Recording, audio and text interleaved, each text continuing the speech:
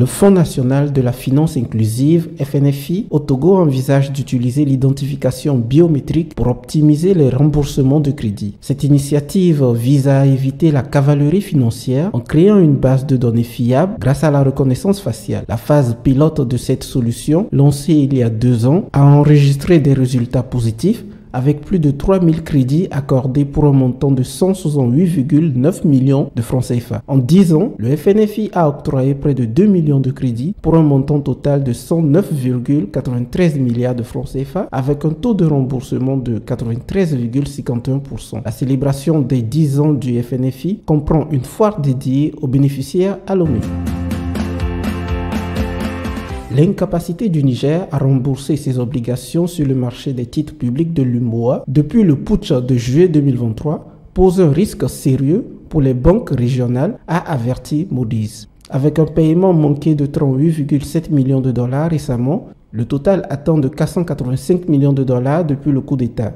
Si ces paiements en retard persistent, les banques régionales pourraient devoir classer les titres de dette nigériens comme non performants, mettant en péril la qualité de leurs actifs, leur rentabilité et leur capital.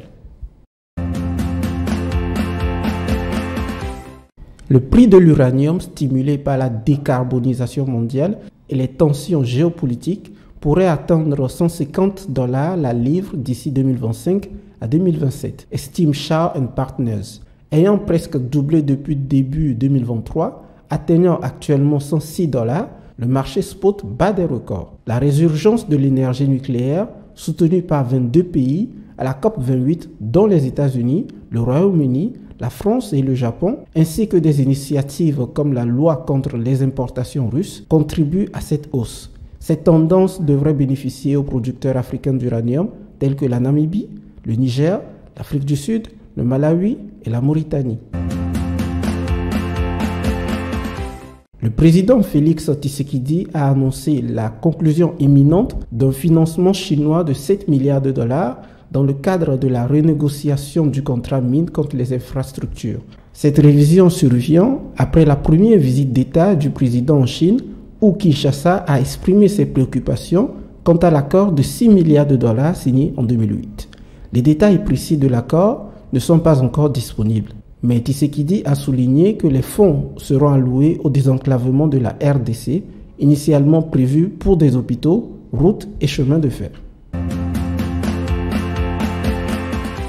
Le Fonds monétaire international FMI a annoncé que le Burundi devrait enregistrer une croissance économique de 4,3% en 2024 grâce à une production agricole robuste et aux réformes en cours. Le secteur agricole contribuant à 39,6% du PIB et assurant 84% de l'emploi demeure le moteur principal de cette croissance. Les récentes mesures politiques telles que l'assainissement budgétaire et la libéralisation du marché des changes renforçant la durabilité macroéconomique.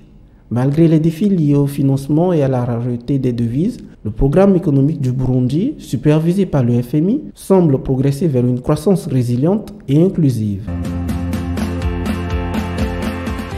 Seedstars Africa Ventures renforce son engagement financier dans la start-up kenyane Shamba Pride avec un investissement supplément de 3,7 millions de dollars. Ce financement soutenu par la EDFI Agrifi permettant à Shamba Pride d'accélérer son expansion au Kenya en renforçant ses services agricoles et en développant des offres pour les agriculteurs des zones rurales. Seedstars Africa Ventures a levé 30 millions de dollars de la BEI et 10,5 millions de dollars de la BAD en début d'année 2024 pour soutenir des entreprises technologiques en Afrique.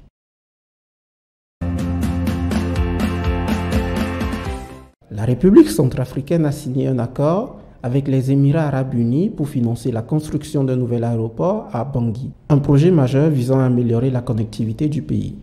Le financement de 200 millions de dollars fait partie des engagements des BRICS avec une délégation récente en visite à Bangui. Le projet comprend un aéroport avec 6 pistes, un terminal passager, des installations pour le fret, des hôtels 5 étoiles et un centre commercial. Cette initiative vise à remplacer l'aéroport actuel de Bangui-Mboko qui ne répond plus aux normes internationales. Une fois achevé, ce nouvel aéroport devrait jouer un rôle clé dans le désenclavement du pays.